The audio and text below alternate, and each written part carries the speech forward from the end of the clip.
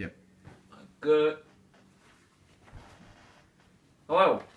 Welcome to Friday Night Live, where our news is your news, and every day is a casual Friday. What? It's not casual Friday? I didn't get the memo. Now I feel like a fool. Well, in any case, today we will be talking about the Cold War. In my segment specifically, I will talk about the pre-Cold War policies, which started in 1946 with what is now known as the Iron Curtain. This was a symbolic ideological conflict and physical boundary dividing Europe into two separate areas from the end of World War II until the end of the Cold War in 1991. It was marked mainly by the Berlin Wall and got its name from Winston Churchill's Iron Curtain speech on March 5th, 1946. In the Baltic, to Trieste in the Adriatic, an iron curtain has descended across the continent. Behind that line lie all the capitals of the ancient states of Central and Eastern Europe. Warsaw. Thank you for our technical crew for bringing that video to us. And now, there was the Truman Doctrine. Now this was an international relations policy given by our President Harry S. Truman. The objective was to help Greece and Turkey with economic and military aid to prevent them from falling into the Soviet sphere.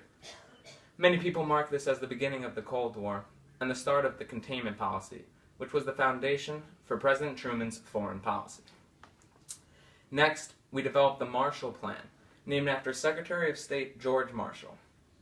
The objective was to give economic support to Europe to prevent the spread of communism. We thought that if we could help countries' economies, it would help them not fall under Soviet control. But then, they came up with the Berlin blockade. Now this was the first major international crisis of the Cold War, because the Soviet Union blocked the Allies' railway, road, and canal access to Berlin that was under Allied control. But we responded with the Berlin Airlift, which carried supplies to the people in West Berlin using plane. Now the people involved were the US Air Force, the Royal New Zealand Air Force, the British Royal Air Force, the South African Air Force, and this is when you know it really was important, the Royal Canadian Air Force. Now, who would have thought Canada would get involved in international affairs? Now, the cool thing about the Berlin Airlift was that more cargo had been delivered than in previous years. The blockade was lifted, rather embarrassing, in May 1949, creating West Germany and East Germany to split up Berlin. Then, NATO was developed. This was formed because of the Cold War, and it was an alliance between the democratic nations all over the globe. And it was developed on April 4th, 1949, and actually is still here today. In response to that, they came up with the Warsaw Pact. This was essentially the opposite of NATO, and was formed in May 14th, 1955. This was an alliance between all the countries that were not democratic. Unlike NATO, it is not here today. It was disestablished July 1st, 1991. Now, after all of these things, the Cold War had begun, and now I'm going to move to my partner, Matt, to give us more news. Thank you, Jesse. Very good pronunciation on words, by the way, so you know. Anyway, I will be talking about France during the Cold War and also sometime after the Cold War. The fall of France in June of 1940 was a turning point in European history. After the Germans exited France, a provincial government headed by Charles de Gaulle had been set up in August of 1944, and this held power until a new constitution establishing the Fourth Republic was drafted in December of 1946. In economics, France had serious money to gain in order to reestablish the agricultural industry and the industry in the cities as well. Because of the price and market controls as well as German seizures, many farmers withdrew from the market, choosing to reduce planting, which has reduced the amount of effective food that the citizens can use.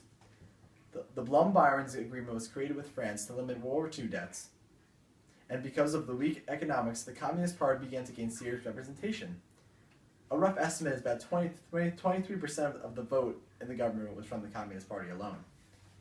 With the formation of the Fourth Republic, the National Assembly was strengthened at the expense of the presidency.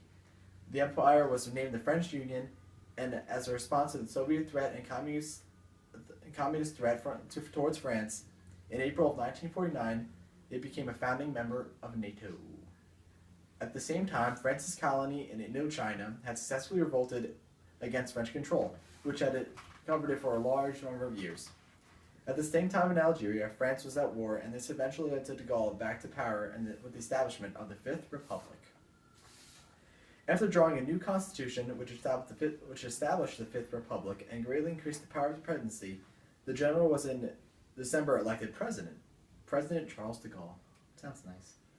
France's West African colonies were granted independence in 1960, and despite the fierce opposition of the French settler community and elements of the army, de Gaulle conceded independence to the Algerians in 1962. How sad. Anyway, concerned about America's domination of the Atlantic Alliance, de Gaulle in March of 1966 withdrew France from NATO's integrated military command and expelled all foreign troops from French soil.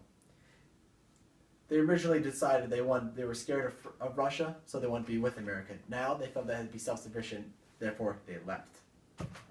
Anyway, France had detonated its first atomic device on February 13th of 1960 in Algeria, and the president now established a program that would fully develop nuclear weapons. At this time, they were really far behind America, which is obviously far superior. But by the time 1960 had arrived, they had the fourth largest nuclear force in the world, after the United States, Russia, and China.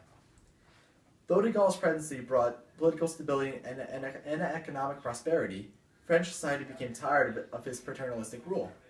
And in May of 1969, radical students staged massive demonstrations demanding political reforms. The protests were joined by trade unionists, and a wave of strikes broke out as well. And for the first time in France's history, it seemed very unsettled, and the revolution seemed almost imminent. Although things quelled and an order was eventually restored. But things had changed this time. And for the first time, France appeared to be on the brink of revolution, but that was quickly resolved. As I stated, order was restored, and then France's citizens began to enjoy political and personal freedoms at the dawn of a new era. Thank you for your time. That was really good. Thank you. Thank you for your time. Hey, don't do that stuff. What are you doing? Go away.